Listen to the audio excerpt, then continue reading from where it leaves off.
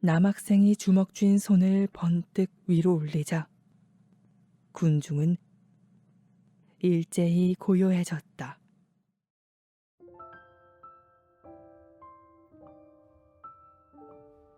오늘 하루 어떠셨나요? 이리입니다. 안녕하세요. 이 책을 읽으면서 참 알고 있던 내용임에도 독립운동은 항상 후대의 남은 이에게 큰 충격을 잠깐씩이라도 주는 것 같아요. 미래에서 지켜볼 수밖에 없기에 긴 말을 얹을 수 없는 저에게 당시의 이야기를 풀어주는 책들이 있다는 건 정말 감사한 일이라는 생각도 합니다. 덕분에 우리가 살아가고 있습니다. 감사합니다. 그런 말을 하고 싶어요. 그럼 이어지는 부분 들려드릴게요.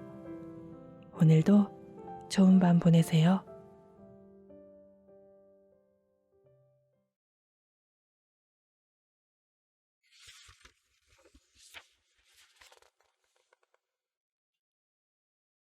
높은 신분의 남자들이 후계자에게 자기 평생의 업적과 유산을 남겨주듯 단이 또한 적절하고 가치 있는 계승자를 골라 자신이 아는 모든 것들을 가르쳐주면 재미있으리라 생각했다. 남자들이 하는 일을 단이라고 못할 게 뭐 있겠는가? 하지만 이 과제는 그가 상상했던 것보다 훨씬 더 복잡한 것으로 드러났다. 아이들, 심지어 오키와도 다붓이 정이 들어가는 동안에도 다니는 여전히 자신이 그들의 어머니처럼 느껴지지가 않았다. 이 모성애의 부재는 아마도 아이를 품어본 적 없는 포궁의 공허함에서 오는 게 아닐까 싶었다. 다니는 한 번도 임신한 적이 없었는데 이제와 생각해보면 처음부터 임신이 되지 않는 몸이었는지도 모를 일이었다. 20대를 보내는 내내 그는 임신이라는 병폐의 희생양이 되는 걸 극도로 두려워했다. 정사 전에는 명주실을 똘똘 뭉쳐 미리 몸 안에 단단히 채워 넣었고 정사가 끝나면 월경을 앞당기고 혈액 배출량을 늘려준다고들 하는 차를 한가득 다려 마시느라 바빴다. 하지만 단이라고 언제 어떻게 관계가 이루어질지 항상 미리 알 수는 없는 노릇이었다.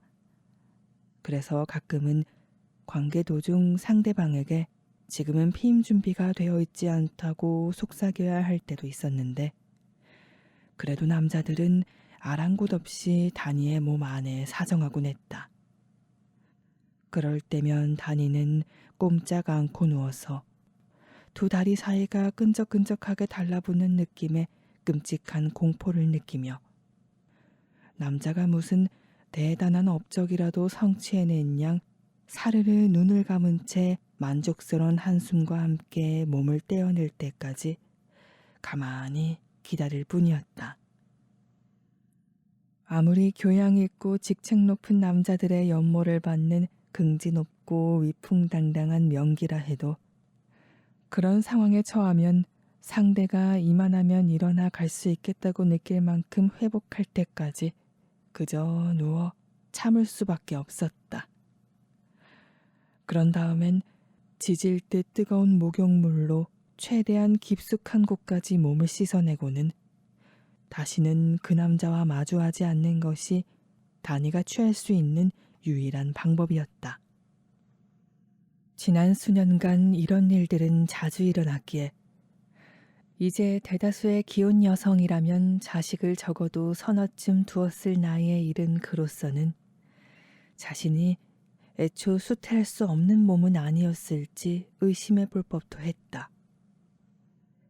한편으로는 단 한 번의 불미스러운 사태로 인해 아이를 갖고 그처럼 오랫동안 고통을 감내하는 월양을 보는 것이 얼떨떨하기도 했지만 또 다른 한편으로는 자신이 저런 고초를 겪어야 할 필요가 없었다는 안도감도 어렴풋이 들었다. 아이를 낳아 기르는 부모가 갖고 있는 내면의 나침판이 없음에도 불구하고 마침내 다니는 자신이 새 여자아이를 그나마 올바른 방향으로 이끌어주고 있다고 느끼기 시작했다. 하루하루가 지날수록 그들이 머리가 텅 빈 어린아이들처럼 유치하고 어리석은 행동을 보이는 일이 줄어들고 있었다. 어느 날은 심지어 연화가 책을 끼고 읽는 모습을 보기도 했다. 하지만 소녀들의 외양, 정신, 그리고 태도가 어떻게 발전하는지를 찬찬히 지켜보던 중에 이들을 보호하고 돌보는 일에만 집중하려던 다니의 계획은 대단히 마음을 산만하게 만드는 어떤 사건으로 인해 송두리째 흔들리고 말았다. 그것은 가두 행렬 며칠 뒤 아침 식사 시간에 도착한 다니에겐 매우 익숙한 필체로 쓰인 편지 한 통이었다.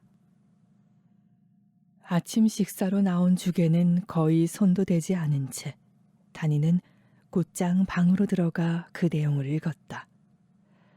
성수는 명월관에 문의하여 다니의 주소를 알아냈다고 했다. 귀국한 이후 계속 사업과 가족들의 일에 복 파묻혀 있느라 정신없이 바빴다고. 그런 삶 속에는 연정을 추구할 여유가 없었으며 성수 자신도 그저 안정과 위안 이상의 진정한 사랑을 향한 희망은 포기해버린 지 오래라고. 그런 뜨거운 감정은 지난 수년 동안 전혀 느껴본 적이 없다고 쓰여 있었다. 콕 집어 당신 이후로 라고 쓰진 않았지만 그것을 의도적으로 암시하는 어조였다. 하지만 행렬에서 다시 다니의 모습을 보고 나자 항상 다니를 향해 품고 있던 애틋한 그리움이 자신의 마음속에서 일깨워졌다는 얘기였다. 당신은 내가 당신을 처음 만났던 그날처럼 여전히 아름답더군. 그는 다니를 홀로 남겨둔 채 일본으로 떠나며 그들 둘 다 어린 나이이니 결국에는 서로의 아픔도 치유되리라 생각했다고 했다. 자신의 결혼에 대해서는 언급하지 않았다. 그러나 이제 나이가 들고 보니 다니를 두고 그렇게 떠나버린 것이 얼마나 잘못된 일이었는지 깨달았다는 것이었다. 그 남자는 다니에게 용서를 빌고 싶다고 전했다. 직접 만나서 말이다. 다니는 이 편지를 읽고 또 읽은 뒤 작은 탁자 위에 툭 던져두고는 혜순에게 커피를 좀 타오라고 일렀다가 한 손에 커피잔을 든 채로 다시 그 편지를 들춰보았다. 따뜻한 음료가 감정을 차분하게 가라앉히는 동시에 정신을 날카롭게 만드는 익숙한 효과를 발휘하며 오래전에 마음속 깊이 묻었던 심상들을 다시 꺼내주었다. 고통스러운 기억들일지언정 그 순간들을 회상하는 추억 자체는 달콤 쌉쌀해하니 감미로움마저 느껴졌다. 다니는 자신의 몸이 이 탁자 위로 붕 떠올라 있기라도 한양 마치 공기 중에 스며든 영혼의 눈으로 바라보듯 현재 자기 삶을 또렷하게 내려다보고 있는 스스로를 의식했다. 이 편지는 다니가 한때 그 남자를 향해 느꼈던 사랑이 그저 오해에서 비롯된 환상이나 거짓된 기억이 아니었음을 증명하고 있었다. 다니는 진정으로 모든 일을 겪었던 것이었다. 그래도 이제 그에 대한 감정은 전혀 남아있지 않아. 그저 기억뿐인 게지. 다니는 생각했다. 부지불식간에 그는 화장대에 접이식 거울을 펼쳐 거기 비친 자기 모습을 살펴보았다. 그날 자신이 성수에게 어떻게 보였을지 궁금한 마음이 드는 것은 인정하지 않을 수 없었다. 전보다 너무 나이 들었거나 달라진 모습은 아니었기를 은근히 바라고 있었다. 자신의 모습에 만족한 순간 그는 의기양양한 미소를 지으며 거울을 닫았다. 아니, 만나지 않을 거야. 그는 생각했다. 답장도 쓰지 않겠어. 내가 이렇다 할 반응을 보여주는 것조차 그 남자에겐 과분해. 그를 무시하는 것만이 내가 유일하게 할 수 있는 존엄한 선택이야. 성수에게 그 어떤 답신도 하지 않는 것이 옳은 결정이라 믿었음에도 이어지는 며칠간 다니는 이유 모를 끈질긴 두통에 시달렸다. 연회에 불려나가 있는 동안에는 성급하게 올라오는 짜증을 감추려 했었고 아이들에게 심지어 월양에게마저 사소한 일로 날카롭고 신경질적인 반응을 보이곤 했다. 밤에 비단 이불 위에 멍하니 누워있노라면 최근 몇 년 사이에 느낀 그 어느 때보다도 깊은 외로움이 덮쳐왔다. 다시는 사랑에 빠지지 않을 거야. 그는 손등으로 뺨을 훔쳐내며 신음하듯 중얼거렸다. 다니는 이제 33살이었다. 누군가 새로운 상대가 나타나 그에게 구원하는 일은 없을 터였고 한때 열정적으로 사랑했던 한 남자마저 그는 내쳐버렸다. 이런 생각들로 잠을 이루지 못할 때마다 다니는 잠옷차림으로 혼자서 소주 몇 잔을 기울였다. 평소에 그라면 단정치 않은 태도라 여겨 경멸했을 일이나 당장은 상황이 상황이니만큼 그런 행동도 스스로 감병하는 것이라 여겼다. 첫눈이 내린 직후 다니 앞으로 또 편지 한 통이 왔다. 하인의 손에 들린 봉투를 보는 순간 다니의 심장이 쿵쿵 뛰었지만 성수가 보낸 편지는 아니었다. 편지를 보낸 사람은 상해에서 일하다 최근에 귀국했다는 독립운동가였다. 개인적으로는 알지 못해도 다니 또한 그 명성은 들어본 적이 있었다. 더하여 이 활동가가 다니에게 편지를 쓰게 된 계기는 평양에 있는 다니의 사촌 은실에게서 자금 지원을 받아 블라디보스토크에 전투기지를 꾸리고 있는 모 장군의 추천을 받았기 때문이라고 했다. 남자는 혹시라도 편지가 도중에 탈취될 것을 염려하여 장군의 이름이나 사촌의 이름을 직접적으로 언급하지 않았지만 다니는 그 어떤 요직의 인물도 찾아오지 않을 법한 어느 조용하고 소박한 찻집에서 그를 만나기로 했다. 약속 장소에 도착해 보니 찻집의 손님은 한 사람뿐이었다. 문에서 떨어진 구석 테이블에 홀로 앉아 자신만의 깊은 상념에 빠져 있던 그 남자는 다니가 들어서자마자 그와 시선을 마주쳤고 다니가 그쪽으로 향해 걸음을 옮기자 정중한 태도로 자리에서 일어났다. 이명보라고 합니다. 이렇게 와주셔서 정말 감사합니다. 남자가 깊게 고개를 숙이며 말했다. 그런 말씀 마세요. 뵙게 되어 제가 영광입니다. 다니도 마주 인사를 한 뒤 남자의 맞은편 의자에 자리를 잡았다. 그들은 차를 주문하고 날씨에 관한 이야기로 말문을 트기 시작했다. 당연한 말이지만 여기는 날씨가 훨씬 차갑군요. 상해는 우리나라의 가을 정도로만 서늘해질 뿐이고 눈도 거의 내리지 않아서요. 명보가 미소를 지으며 말했다. 성수처럼 눈에 띄게 훤칠한 미남은 아니지만 짙은 갈색 눈동자와 낮은 음색을 가진 명보에게서는 어딘가 숲의 나무들을 떠올리게 하는 듯한 매력이 배어나왔다. 저도 상해에 가보고 싶어요. 다니는 두 번 생각할 겨를도 없이 반사적으로 대답했다. 그는 명보가 우리나라라는 말을 썼던 게 좋았다. 다니 자신이 그토록 가보고 싶어하는 이 드넓은 세계 곳곳을 그 남자가 돌아다녀 보았다는 것도 마음에 들었다. 남자 자신은 별로 의식하지 못하는 듯했지만 따뜻하고 단순하며 꾸밈없이 수수한 그의 태도가 마음에 와닿았다.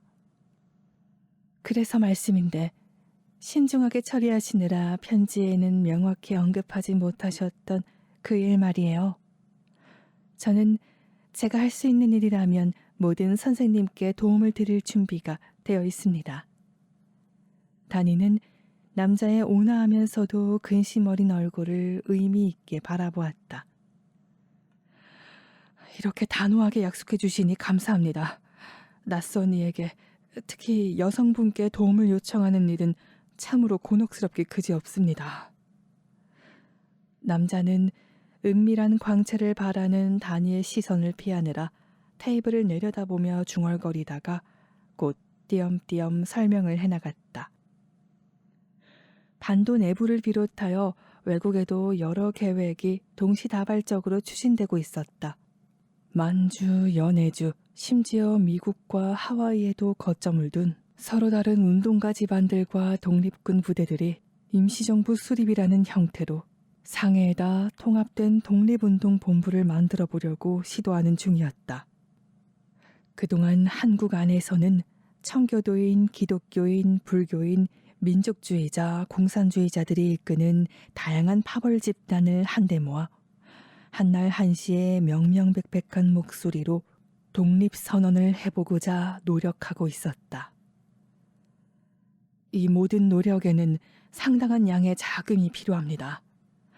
우리 독립군과 운동가들을 부양하는 동시에 무장시켜야 하고 사무실과 안전가옥을 확보해야 하고 소책자와 선언문을 인쇄해야 하고 국경을 넘어 인력을 이동시켜야 하고 옥에 갇힌 사람들을 풀어주기 위해 관리들을 매수해야 해요. 그 외에도 이유는 수백 가지가 넘겠지요. 저는 계속해서 새로운 자금원을 확보하기 위해 안간힘을 쓰고 있습니다. 미안해하는 어조로 변명하듯 말을 이어가는 명보의 두 뺨은 아이처럼 붉게 물들어 있었다. 그와 같이 엄격하고 품위 있는 사람이 그런 뜻밖의 모습을 보인다는 것에 다니는 일종의 감동을 받았다. 제 친구들 거의 대부분은 저를 저버렸고 심지어 남동생마저 저를 만나려 하지 않습니다. 가족 중에서는 오직 아내와 아들만 곁에 남아주었어요.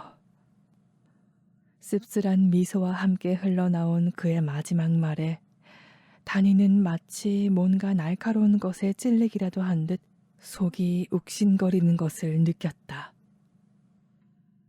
더는 말씀하세요. 이해합니다.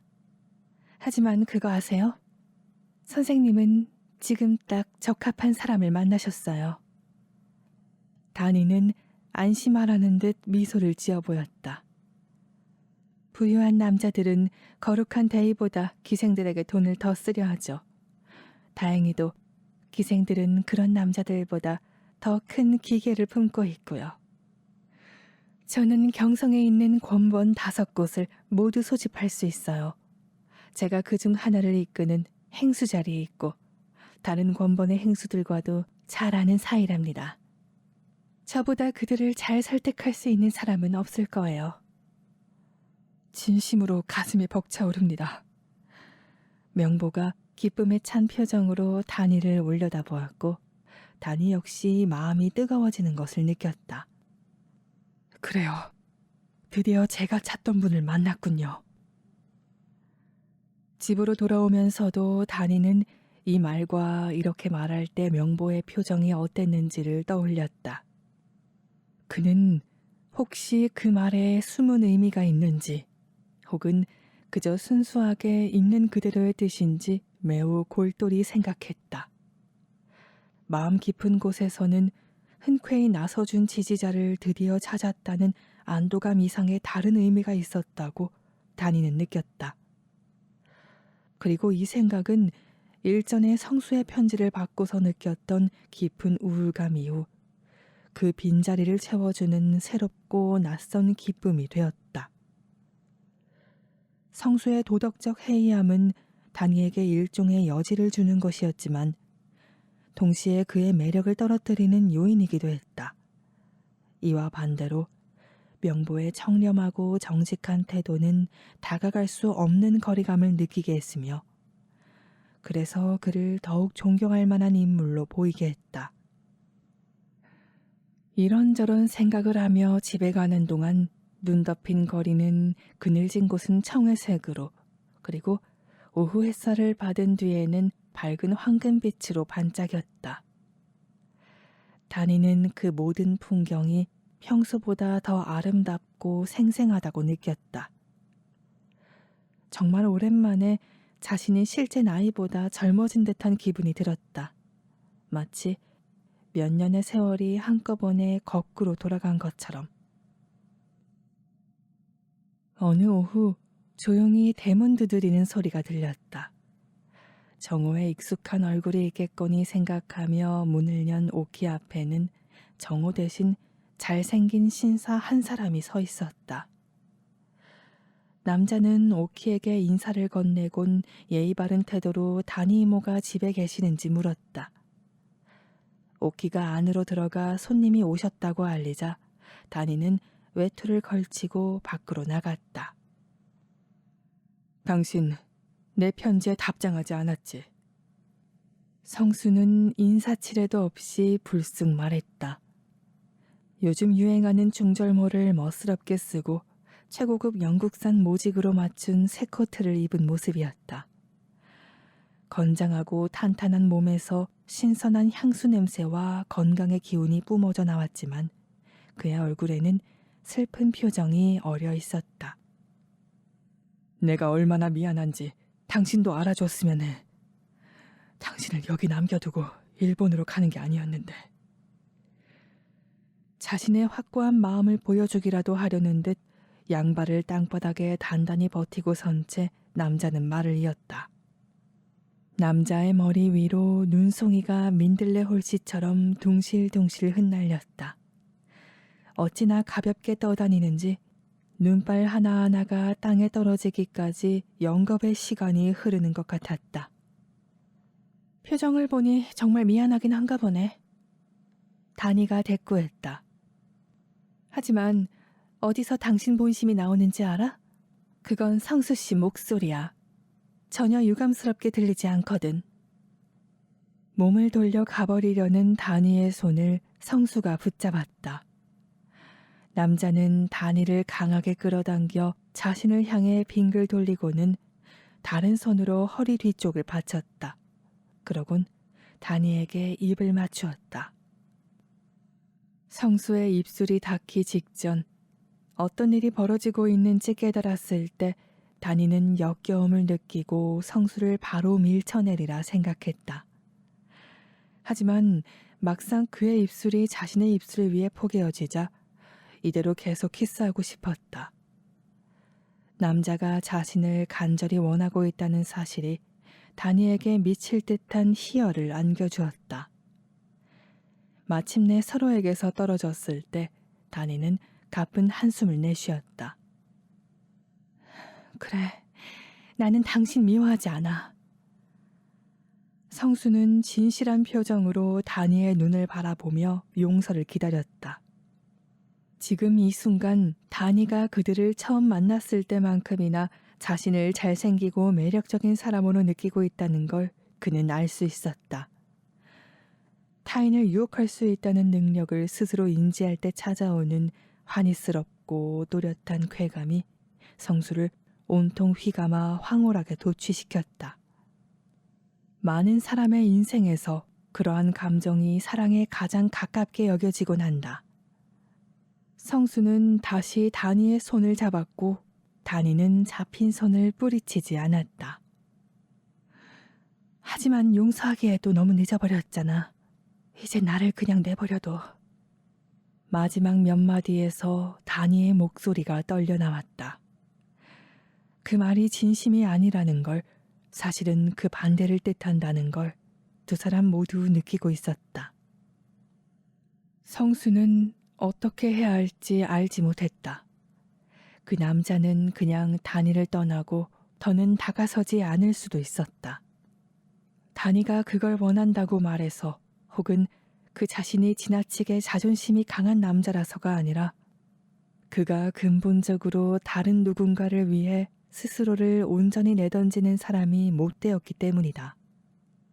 그에게 그러한 행위는 지적으로 불쾌할 뿐만 아니라 그의 영혼 자체도 그런 일을 수행할 만한 능력이 없었다. 하지만 그 순간 성수는 다니가 사시나무처럼 가냘프게 떨고 있음을 눈치챘고, 그러자 나약해진 그 여자의 모습에 마음이 움직였다. 그는 몸을 기울여 다니를 품 안에 와락 끌어안았다. 그와 동시에 다니는 눈에 가득 고여있던 눈물 한 방울을 툭 떨구며 성수에게로 무너지듯 안겨버렸다. 서로에게서 몸을 뗀 후 다니는 말없이 성수를 이끌고 대문 안쪽으로 들어갔다. 두 사람 모두 당장 다니의 방으로 뛰어들어가고 싶은 강렬한 충동을 꾹 억누르며 차분하게 걸었지만 그들의 내면은 어서 겹겹이 몸을 싸맨 모지옷을 벗겨내고 두 다리로 서로의 허리를 휘감고자 하는 욕구에 불타고 있었다. 마침내 방 안에 들어온 그들은 서로에게 엉켜드는 육체에 대한 감각 외에는 아무것도 깨닫지 못하고 상관하지도 않은 채 사랑을 나누었다. 모든 게 끝나고 촛불 아래 나란히 누워있을 즈음엔 거의 자정이 다 되어 있었다. 다니는 혼자 속으로 되뇌었다. 지금이 내 인생 전체에서 가장 행복한 순간이야. 앞으로 다니에게 다가올 모든 시간 중에서 온 세상과 동떨어져 그 남자와 단둘이서만 보냈던 이 저녁보다 더 나은 시간은 앞으로도 영영 오지 않을 것이다. 다니의 기억 속에서는 훨씬 더 길게 느껴졌지만 현실에서는 한두 시간에 지나지 않는 동안이었다. 소중한 순간들이 늘 그렇듯 그 시간은 다니가 미처 준비도 하기 전에 끝나버렸다. 방문을 두드리는 노크 소리와 함께. 대문 앞에 어떤 신사분이 오셔서 아씨를 찾으세요. 혜순이 다니의 귓가에 속삭였다. 지금 집을 비우셨으니 돌아가시라 말씀드렸는데 그러면 아씨께서 오실 때까지 기다리시겠다더라고요. 어떻게 해야 할지 모르겠어요. 도대체 누군데? 다니가 긴장하며 복도로 걸어 나왔다. 경찰은 아니고 혹시 판사님이 보낸 심부름꾼 아니야? 그런 것 같진 않아요. 이 아무개 선생님이라 하셨거든요. 이름은 말씀해 주지 않으셨는데 아씨께서도 아시는 분이라 하셨어요. 아!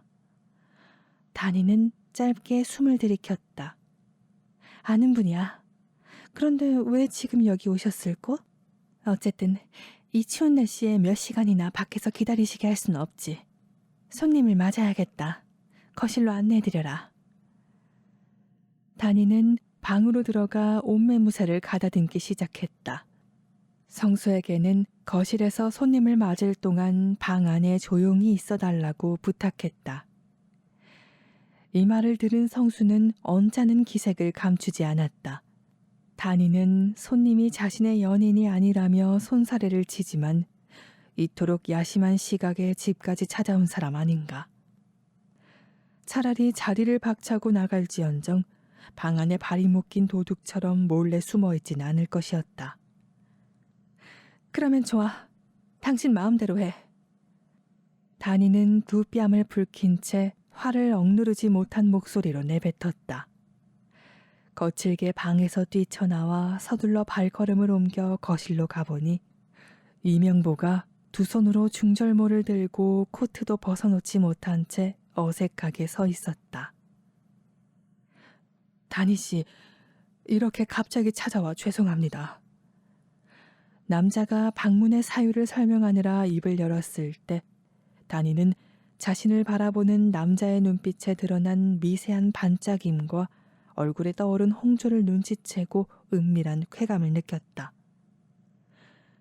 실례되는 짓인 줄은 알지만 그래도 말씀드릴 게 있어서.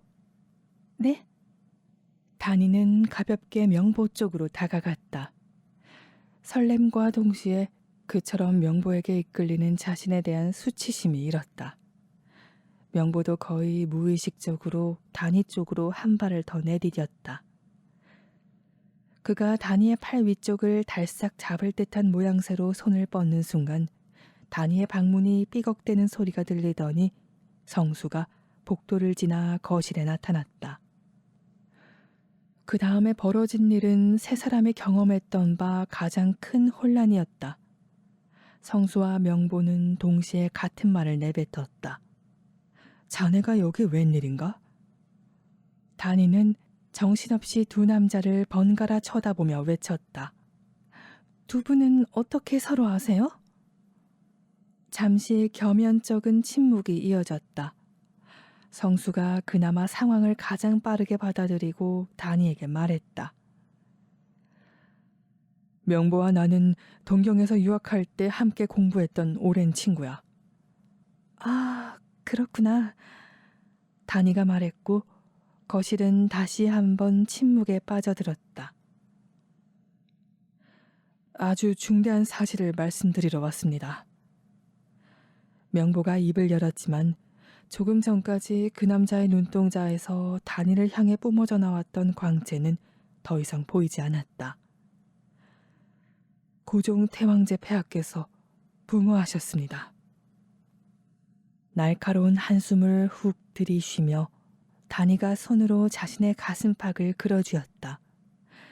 두 남자는 반사적으로 다니를 부축하기 위해 다가섰으나 방어적으로 다니의 허리깨를 안는 성수의 손을 똑똑히 본 명보는 더 가까이 가지 않고 자중했다. 명보가 말을 이었다. 바로 한두 시간쯤 전에 일어난 일입니다. 우리의 정보원 중 하나인 폐하의 침소상궁 한 분께서 사건이 일어나자마자 전가를 보내왔어요. 폐하께서 식혜를 드시다가 갑자기 목이 막힌 듯 비명을 지르시며 토열하셨답니다. 그분 말로는 사고하신 폐하의 옥체가 온통 두드러기로 뒤덮여 있었다고 하더군요. 공포에 질린 신음이 다니의 입술 사이로 새어나왔다. 다리에 힘이 풀려 바닥에 덜썩 주저앉고만 다니 곁에 성수도 쪼그려 앉아 손을 그의 등에 올렸다. 명보는 제자리에 계속 서 있었다. 하지만 왜 폐하를 독살한단 말인가? 이미 폐위당하신 지 몇 년이 지났고 그분의 뒤를 이어 즉위하신 아드님도 이제 놈들의 꼭두각시일 뿐인데. 성수가 말했다. 누가 알겠나. 하지만 짐작건대 아마 자기들이 우리 군주를 함부로 죽인다 해도 전혀 뒤탈이 없다는 걸 과시하려는 심산인 것 같아. 지난번에 황후 폐하를 무참하게 시해했던 것처럼 말일세. 걱정스러울 만큼 파리해진 다니의 안색을 살피느라 명보가 잠시 말을 멈추었다. 다니 씨 몸이 안 좋아 보이는데 너무 충격적인 소식이라. 저는 괜찮아요. 뭐라도 한 잔 마시면 나아질 거예요. 다니는 이렇게 대답하고 해순을 시켜 소주 한 병과 잔 3개를 가져오라 일렀다. 하인은 곧 시원한 백김치 한 그릇에 안주 몇 가지를 곁들인 술상을 차려 다니 앞에 내놓았다. 다니의 강권에 명보도 자리에 앉았다. 다니가 먼저 두 남자에게 술을 따라주었고 성수가 다니의 잔을 채워주었다. 세 사람은 동시에 잔을 들고 중얼거렸다. 폐하를 위하여. 소주의 독한 기운이 몸을 한 바퀴 얼근하게 돌자 그들의 굳었던 마음도 조금씩 편안하게 풀어지기 시작했다. 황제의 사망 소식이 아니라 당장 그들 자신이 처해 있는 상황을 받아들이기가 좀 더 수월해졌다는 뜻이다. 각각 삶의 다른 영역에 확고하고 순결하게 속해 있어야 마땅할 특별한 지인들이 사실은 저희들끼리도 서로 아는 사이며 어쩌면 자신이 원하는 정도보다 훨씬 더 친밀한 관계일 수 있음을 깨닫는 건 언제나 고통스러운 일이다. 내심 이러한 씁쓸함을 삼키고 있는 건 셋 모두 마찬가지였지만 특히 성수는 이 상황을 모욕과 배신으로 받아들였다. 그의 타고난 교양과 예의 범절, 그리고 연신 목구멍을 타고 흐르는 소주의 진정 효과만이 그의 가슴속 깊은 곳에서 끓어오르는 질투의 감정에 굴복하지 않도록 해주는 유일한 방패막이었다. 그러면 이제 어떻게 되는 거죠? 소주 덕분에 조금 기운을 차린 다니가 명보에게 물었다. 다니 씨도 우리가 시위 운동을 준비해 왔다는 건 알고 계시지요? 명보가 조심스레 입을 열었다. 성수 앞에서 그 이상의 내용을 밝혀도 될지 잠시 망설였지만 그는 결국 있는 그대로를 솔직히 드러내기로 마음먹었다. 이 일 때문에 아마도 기존 계획보다 더 일찍 인력을 동원하게 될 것 같습니다. 한 달쯤 후 태왕제 폐하의 장례식 무렵에 말입니다. 조의를 표하느라 다수의 군중이 경성에 모일 테니까요. 하지만 그럴 준비가 되어 있나요? 그 전까지 모든 것이 다 제대로 맞물릴 수 있을까요? 두 남자에게 술을 한 잔씩 더 따라주며 다니가 물었다. 이번에는 명보가 술병을 건네받아 직접 다니의 술잔을 채워주었다. 자작은 술자리의 금기이니만큼 이런 행동은 의례적인 것에 지나지 않았으나 그 안에 내포된 특별한 친밀감을 감지한 성수의 마음은 분노로 넘실거렸다. 그게 바로 제가 다니 씨를 보러 온 이유기도 합니다. 앞으로 일이 굉장히 빠르게 돌아갈 것 같은데 다니 씨 외에는 누굴 믿어야 할지 모르겠어서요. 말을 마친 명보는 다른 두 사람의 시선을 피한 채 소주잔을 들어 한 번에 털어넣었다. 제가 어떻게 도와드리면 될지 부디 알려주세요. 다니가 간청했다. 뭐가 필요한가요? 명보의 얼굴이 즉시 새빨갛게 물들었다. 황제의 사망 소식만으로도 이미 깊은 상처를 입은 그는 다니의 집에서 성수를 발견한 순간 다시금 큰 충격에 빠졌고 좀 이상하지만 배신감마저 느낀 터였다. 일전에 자신의 도움 요청을 그처럼 냉정하게 거절했던 친구가 뻔히 지켜보는 앞에서 그 지인에게 또다시 아쉬운 부탁을 해야만 하는 처지에 수치심이 들기도 했다. 명보는 소주잔 안쪽에서 일렁이는 촛불을 가만히 지켜보았다. 연인 관계임이 분명한 두 사람과 지금 눈을 마주치는 일만큼은 피하고 싶었다. 우리는 무력 없는 평화 시위를 진행할 계획입니다. 그러려면 필요한 건 선언문 그리고 조달할 수 있는 만큼의 태극기 정도겠죠. 하지만 시위 이후에 닥칠 결과에도 대비해야 합니다. 이 말은 곧 총기와 안전가옥 확보, 무수한 활동가들과 정보원들의 이동을 위한 비용이 든다는 뜻이죠. 그리고 다시 말씀드리자면 만일을 대비해서 직접적인 무력 충돌도 준비하고 있어야 합니다. 남아있는 우리 독립군 대다수가 머무르는 만주뿐 아니라 한국 본토 내에서 전쟁이 일어날 가능성 말입니다. 우리 병력을 충분히 모으는 데 성공하기만 한다면 20여 년 만에 처음으로 우리 국경 안쪽에서 전면전이 터질 겁니다. 무슨 말씀인지 알겠어요. 다니가 고개를 끄덕였다. 저도 명보 씨를 뵙고 온 이후 그저 놀고 있지만은 않았습니다. 각 권번의 행수들과 모두 개인적으로 만나 면담하고 왔거든요. 일단 그들 모두가 각자 이달 벌어들인 돈의 3분의 1을 선뜻 내어주기로 약속했다는 걸 아시면 명보 씨 마음에도 힘이 좀 되시겠지요? 미소 짓는 다니의 두 뺨이 아름답게 붉어졌다. 지금 함께 있는 이 두 남자의 존재를 의식하자 다니의 기분은 마치 열이 오르는 듯 설레고 들떴는데 그 흥분감이 썩 나쁘지 않았다. 무엇보다 불편한 기색이 역력한 명보의 모습이 지금 그가 내심 성수를 질투하고 있다는 걸 확인시켜 주었다. 심각하고 중대한 문제들을 이야기하는 중에도 그 사실 때문에 다니는 자꾸만 차오르는 은밀한 기쁨을 억누를 수가 없었다. 곧 아시게 되겠지만 경성을 주름잡는 5권번에서 한꺼번에 돈을 모으면 꽤 만만치 않은 금액이 될 거예요. 지금 우리가 전쟁을 치를 수 있느냐 없느냐 하는 수준의 비용에 대해 이야기하고 있긴 해도 결코 보잘것없는 액수는 아닐 겁니다.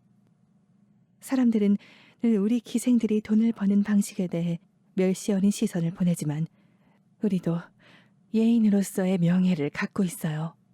사실 이 대의를 위한 거사에 제 나름의 자그마한 도움을 더할 수 있게 된 지금 이 순간보다 기쁘고 행복한 적이 없었어요. 다니의 목소리가 떨려 나왔고 그의 눈에는 눈물이 그렁그렁해졌다. 도무지 제어할 수 없는 감정이 북받쳐 올랐는데 이 기쁨이 순수하게 대의에 이바지한다는 영광에서 온 것인지 혹은 조금 다른 그보다 덜 이타적인 사심에서 기인한 것인지는 다니 자신조차 잘 구분할 수 없었다. 다니는 소주를 한 모금 삼킨 뒤 자신이 마련한 돈을 향후 몇 주에 걸쳐 명보에게 전달할 방법과 그 시기에 대해 설명하기 시작했다. 열렬한 기쁨이 넘치되 품위 있고 점잖은 방식으로 명보가 다니에게 감사의 인사를 전하는 동안 다니는 문득 성수에게 고개를 돌리고 천진난만하게 물었다. 그러고 보니 성수 씨도 뭔가 할 수 있지 않을까? 이 기습적인 질문에 당황한 성수가 불쑥 되물었다. 내가? 당연히 참여할 수 있는 부분이 많겠지. 다른 사람도 아니고 능력 있는 사업가인 당신이라면 더더욱 말이야. 다니가 집요하게 말을 이었다. 다 본가에서 관리하는 가족 명의 재산이라는 거 알잖아. 막상 내 수입은 별로 많지 않다고. 성수는 재빨리 반론을 내놓았다. 지금은 내가 운영하는 출판사랑 자전거포에 끊임없이 돈을 쏟아붓고 있는 형편인데 두 곳 모두 단 한 번도 이익을 낸 적이 없어. 이 말에 뜻밖에도 다니의 얼굴이 환해졌다. 아니, 당신이 진짜로 도움이 될 수 있겠는데? 어쩜 우리가 왜 이 생각을 못했을까? 다니가 두 손으로 성수의 팔을 꼭 부여잡았다. 명부 씨가 조금 전에 얘기하신 거 못 들었어? 선언문과 태극기 복사본이 수천 장 필요하다잖아. 성수 씨, 출판사에 인쇄기 가지고 있지? 있긴 있는데. 성수는 가슴이 철렁 내려앉는 기분으로 중얼댔다.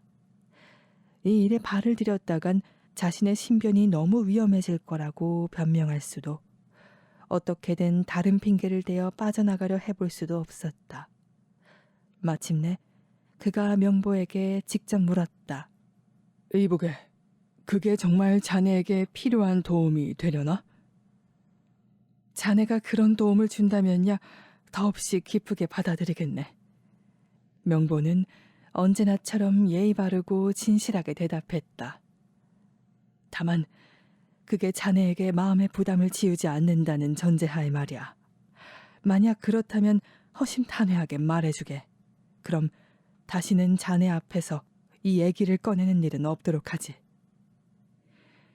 자신의 얼굴을 빤히 바라보는 다니의 눈동자를 의식하며 성수는 이렇게 말할 수밖에 없었다. 당연히 그 정도는 해줄 수 있지.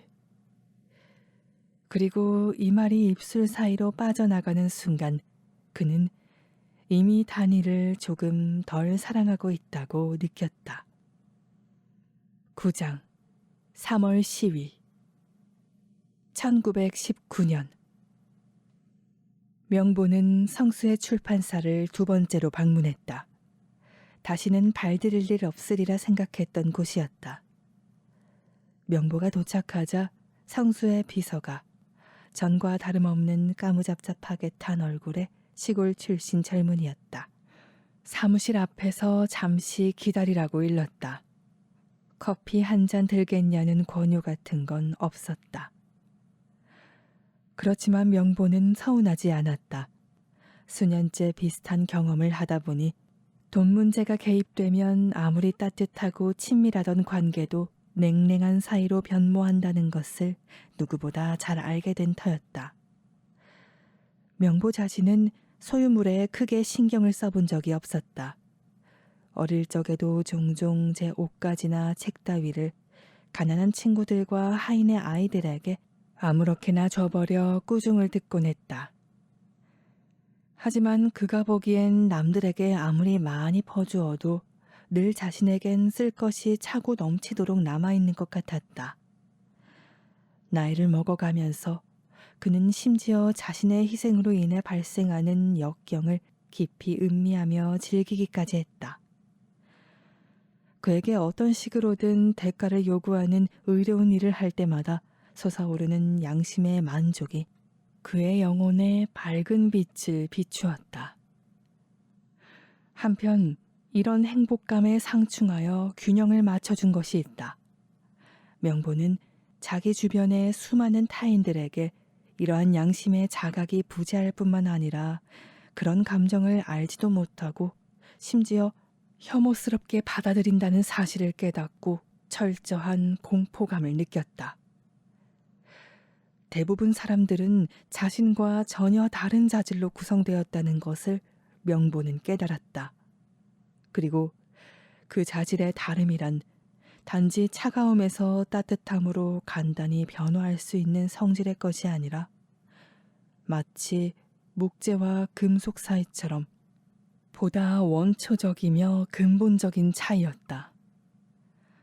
종말이 눈앞에 닥쳐온 듯한 지금 같은 시대에 그의 민족은 일본의 총검 아래 죽어가고 세계 전역의 유혈 사태와 폭력이 번져가며 유럽에서의 대전쟁이 이제 겨우 막을 내린 지금 사람들이 여전히 대학에 갈 생각을 하거나 돈벌이가 되는 직위에 오르고자 길을 쓰거나 자신의 토지에서 더 많은 소득을 짜내기 위해 혈안이 되거나 어떻게 해서든 재산을 불리는 일에 모든 신경을 집중하고 있다는 게 명보는 놀랍기 그지없었다.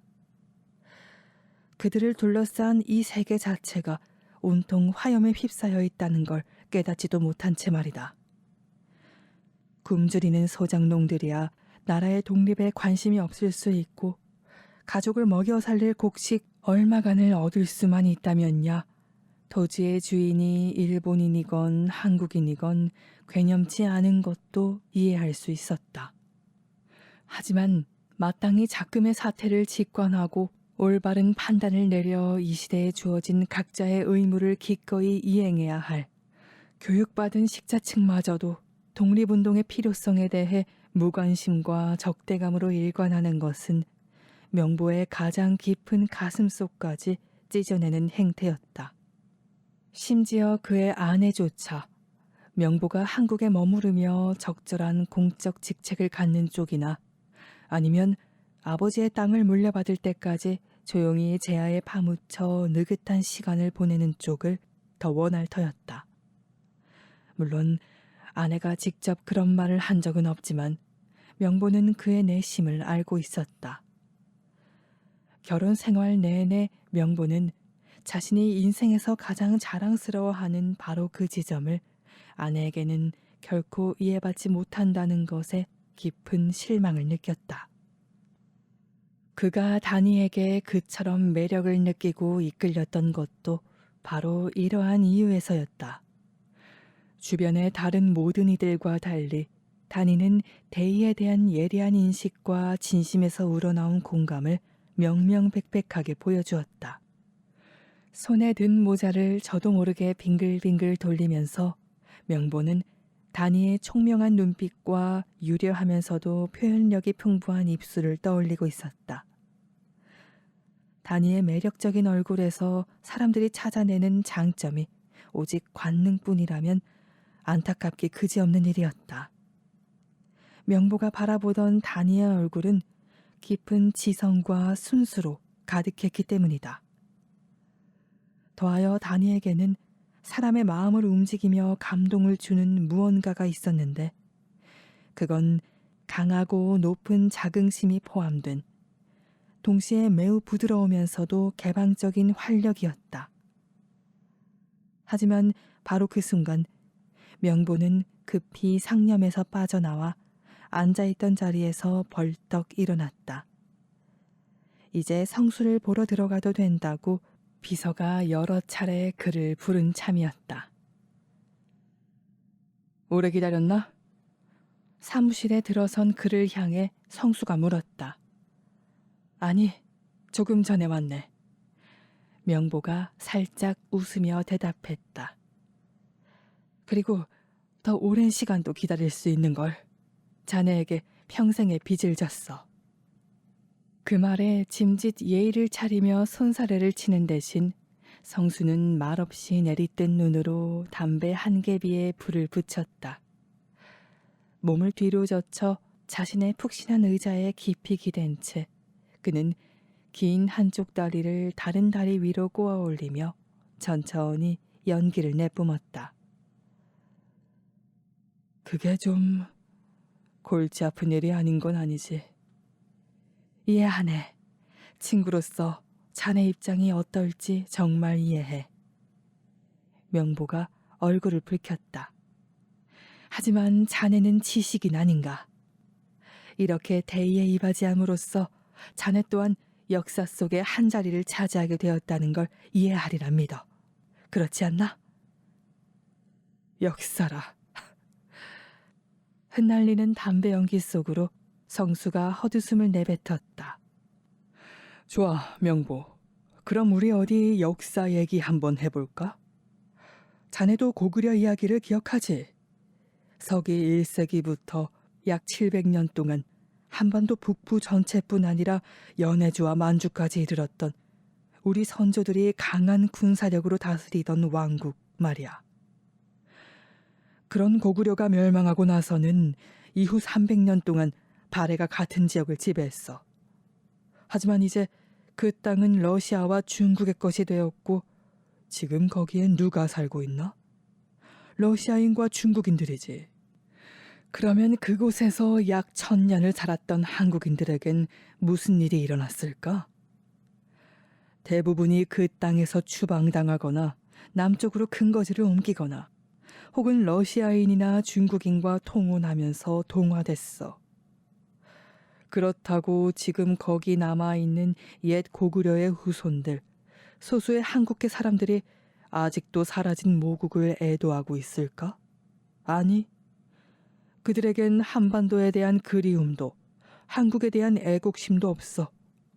지난 1000년 동안 한국인으로서 그들의 정체성은 완전히 희박해졌지. 국가라는 개념은 순전히 만들어진 것에 불과해. 그게 우리의 현실을 떠받치는 역할을 해주거든. 자치정부나 행정 업무 등 우리가 현실을 살아가는 데 필요한 요소라고. 하지만 그 자체는 결코 자명하지도 자연스럽지도 않고 역사적인 맥락에서 생각해보면 더욱 무의미해져.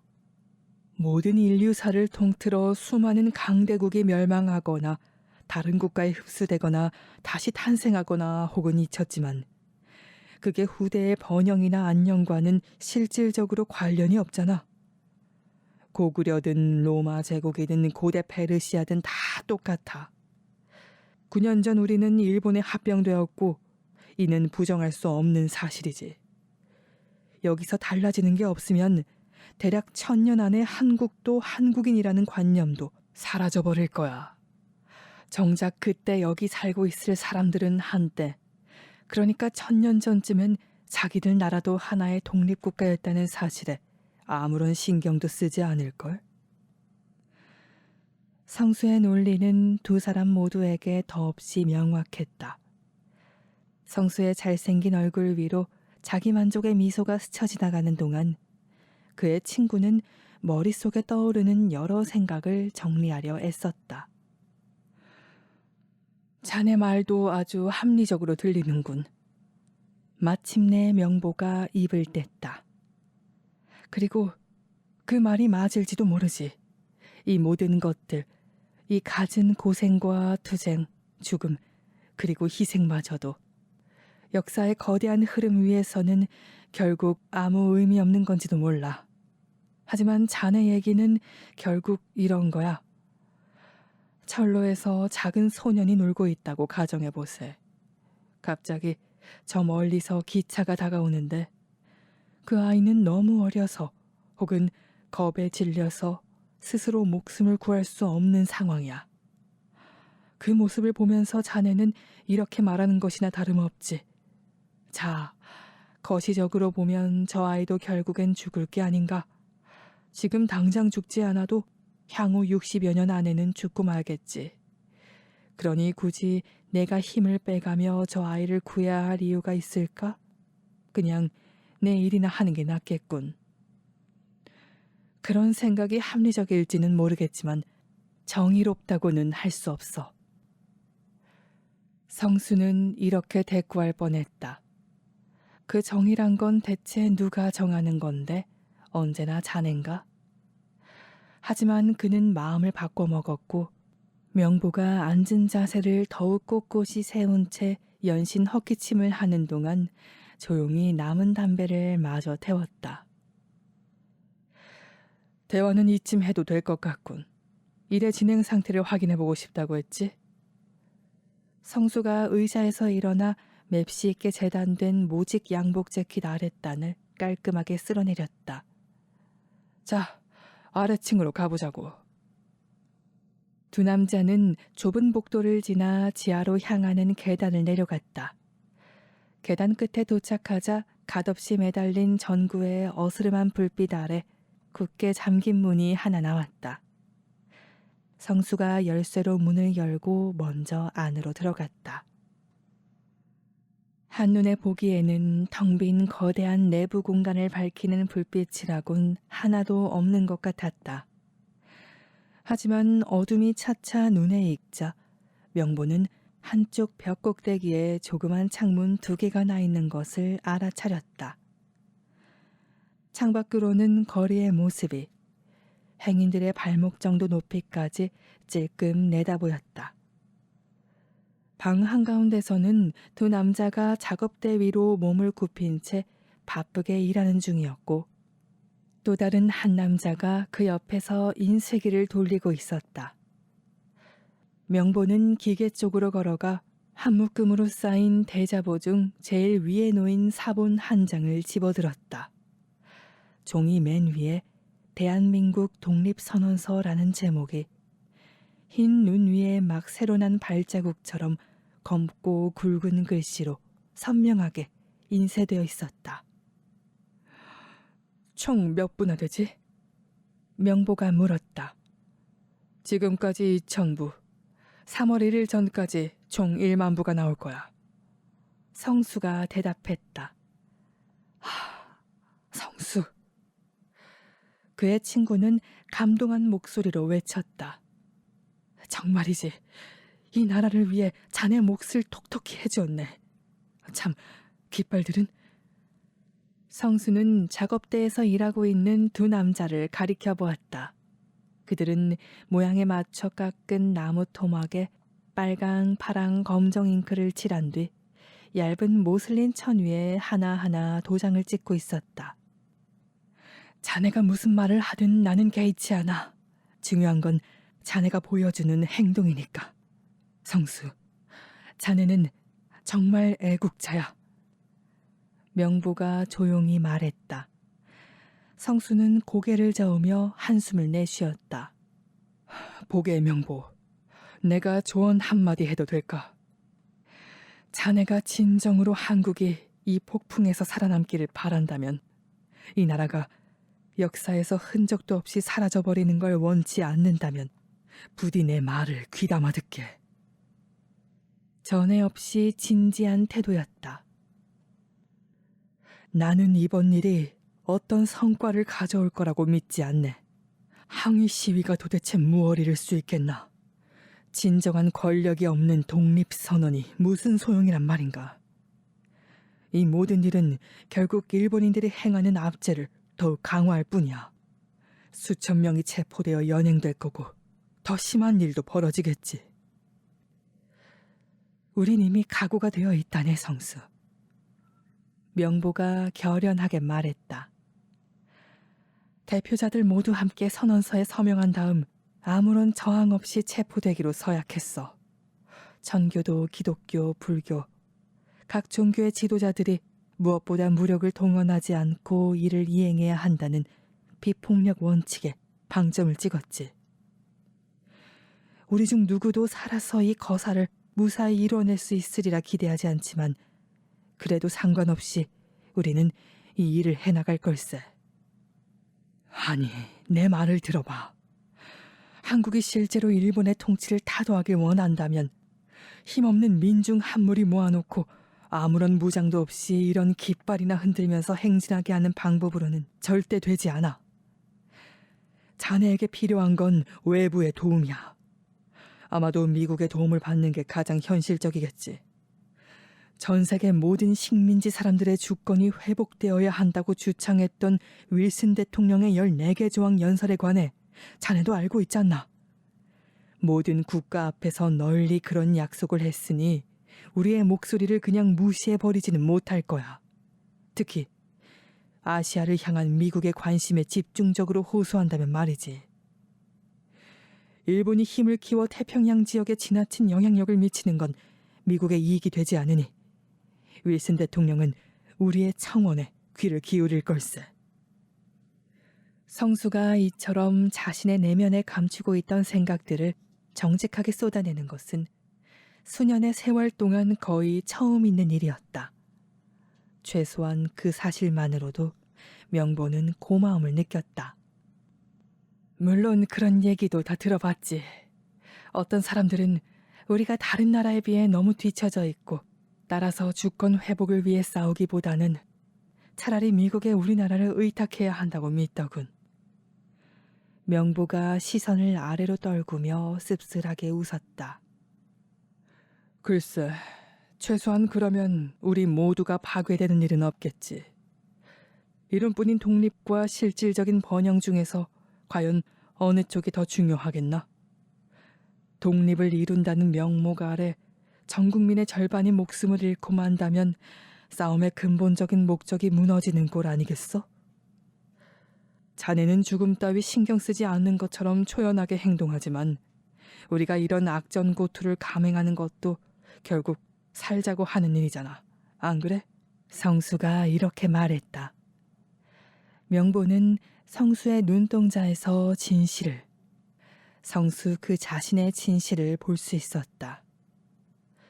성수야말로 살아가는데 가장 적합한 성향을 지닌 사람이었다. 그 누구도 성수보다 더 잘 살아갈 수는 없을 것이었다. 그에 비하면 명보는 자신의 삶을 더 힘들게 하는 재주만 가진 듯했다. 그러나 그 외에 대안이 보이지 않는 명보로서는 그저 깊은 한숨만 내쉴 뿐이었다. 맞아. 나는 죽는 것쯤은 상관없다고 생각해. 하지만 자네처럼 우리의 저항이 모두 헛되다고 보진 않아. 자네가 지금 우리에게 주는 도움은 진정 말로 다 할 수 없는 감사의 마음으로 받고 있네.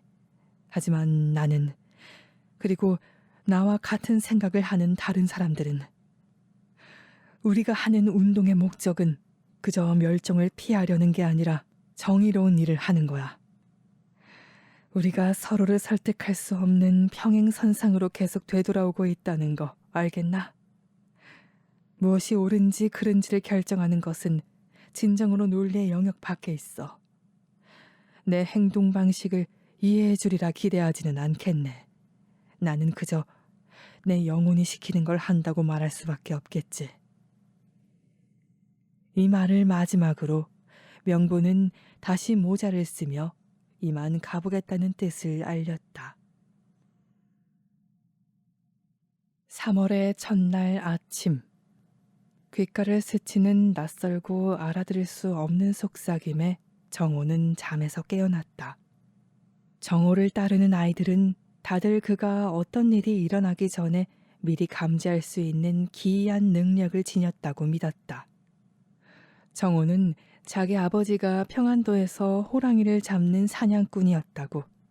그래서 자신 또한 들짐승들이, 그리고 사냥꾼들도 험한 사냐에서 생존하기 위해 갖추게 된 본능적 직감을 물려받은 것 같다고 설명했다. 그게 사실인지는 그 자신도 알 수 없었지만 거리에서 지내는 동안 그는 사람들의 표정을 읽어내고 사람들이 하는 말을 듣고 사람들의 침묵이 의미하는 바를 해석하는 일에 점점 더 익숙해졌다. 가끔은 정말로 공기의 미세한 변화를 감지하고 경찰이나 더 나이 든 남자아이들 무리 혹은 어른들로 이루어진 건달무리 등 그들에게 위협이 되는 이들과 충돌의 순간이 닥치기 전에 미리 피할 수 있었다고 느끼기도 했다. 이런 능력을 통해 그는 자신이 이끄는 집단을 몇 번이나 위기에서 구해냈고 그들에게서 확고부동한 신뢰를 얻었다. 정호는 바닥이자 침상으로 깔아둔 더러운 밀짚 무더기 위에서 몸을 일으켜 앉았다. 왼쪽에는 미꾸라지가 그의 가장 옆자리를 차지한 채 잠들어 있었다. 그 옆에는 영구가 누워 있었고 걔는 이 움막에서 가장 따뜻하고 편안한 지점. 그러니까 두 소년 사이에 바싹 파고들어 만족스럽게 웅크리고 있었다. 미꾸라지, 일어나. 정호가 친구의 어깨를 흔들며 속삭였다. 하지마. 나 아직 졸리단 말이야. 일어나. 정호가 재차 말했다. 오늘 무슨 일이 터질 것 같아. 그게 무슨 말이야? 미꾸라지가 찌푸리고 뜬 눈을 주먹으로 비벼대며 물었다. 나도 몰라. 뭔가 엄청 나쁜 일 같긴 한데. 제 입술 밖으로 이런 말들이 흘러나올 때야 비로소 정호는 자신이 느끼고 있는 게 무엇인지 깨달았다. 오늘은 조심해서 몸을 사려야 해. 평소처럼 흩어지면 안 될 것 같아. 다들 뭉쳐서 함께 다니자. 정호가 얼마나 진지한지 깨닫고서 미꾸라지는 눈을 휘둥그레 뜬 채 고개를 끄덕였다. 알았어. 대장 마음대로지. 고요한 도시 위를 말없이 굽어보는 눈동자처럼 흐릿한 연홍빛 태양이 떠올랐을 때 15명의 남자애들과 개 한 마리는 다 함께 운막촌을 떠났다. 몇몇 소년들은 늘 하던 대로 구역을 돌거나 호갱용 묘기판을 벌이고 싶어 했지만 정호는 허락하지 않았다. 나흘 뒤로 예정된 태왕제의 장례식에 참가하려고 먼 시골에서부터 상경한 방문객들이 점점 불어나 도심을 채우고 있다는 것을 빼면 딱히 평소와 다른 점은 없었다. 거리는 가게 주인들과 노점상 인부들 그리고 학생들로 북적거렸다. 그 모든 이들이 나누는 시끌벅적한 대화와 바쁜 발걸음이 하얀 눈으로 밝게 다져진 길 위에 윙윙대는 소음을 남겼다. 신선하고 차가운 공기 사이로 구미를 당기는 향기로운 군밤 냄새가 부드럽게 퍼졌다. 소년들과 개는 저마다 입에 군침이 고이는 것을 느꼈고 거리를 이리저리 배회하며 허기를 잊어보려 애썼다. 높이 떠오른 태양이 정점을 막 지났을 무렵 그들은 우연히 수백 명의 사람이 모인 넓은 공원으로 발을 옮겼다. 군중 대부분은 교복을 입은 학생들이었다. 야, 정우야, 이 많은 사람들 좀 봐. 여기서 우리가 손 좀 쓰면 한몫 두둑하게 챙길 수 있겠다. 미꾸라지가 신이 나서 외쳤다. 하지만 정호는 고개를 가로저었다. 정호의 눈은 저 멀리 광장 가장자리에 있는 정자에 붙박였는데 그곳에는 남학생 하나가 군중을 마주한 채 일어서 있었다. 그는 검은 학생모와 긴 겨울코트 차림이었고 많이 먹어봤자 18살쯤 되어 보였다. 남학생이 주먹 쥔 손을 번뜩 위로 올리자 군중은 일제히 고요해졌다. 우리는 오늘 조선이 독립한 나라이며 조선인이 이 나라의 주인임을 선언한다. 남학생이 손에 들린 커다란 대자보를 읽어내려가기 시작했다. 그 혼자만의 목소리는 먼 거리까지 가닿지 못한 채 도중에 사그라들어야 마땅할 텐데 싸늘한 주변 공기를 타고 증폭된 듯 도리어 공원 전체에 우렁차게 울려 퍼졌다. 인파로 가득한 광장은 물을 끼얹은 듯 소름 끼치는 침묵에 휩싸였다. 우리는 인류 평등이라는 불가침의 진실을 밝히기 위해, 그리고 우리의 후세까지 영원토록 자주권과 생존권을 누릴 수 있도록 전 세계 앞에 이를 선언하려 한다. 이는 인류 양심에 따라 만들어가는 세계적 윤리, 하늘의 법령, 그리고 우리 현대의 정신과도 나란히 발맞추는 일이다. 그러므로 이 세상의 그 어떤 힘으로도 우리를 가로막을 수 없을 것이다. 과거의 어두운 유물인 침략주의에 우리가 희생된 지 10년이 지났다. 5,000년 역사상 처음으로 우리는 다른 민족의 압제에 억눌려 헤아릴 수 없는 고통을 겪었다. 우리 2천만 국민이 가장 신성하게 품고 있는 열망은 바로 자유다.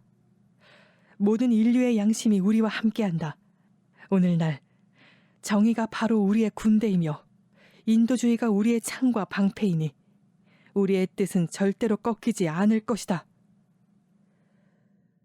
학생이 하늘을 향해 주먹질하듯 손을 높이 내뻗자 군중은 이에 맞추어 커다란 함성을 내질렀다. 오늘 우리는 남을 파괴하고자 하는 게 아니라 우리 자신을 다시 세우려 할 뿐이다. 우리는 복수를 원치 않는다.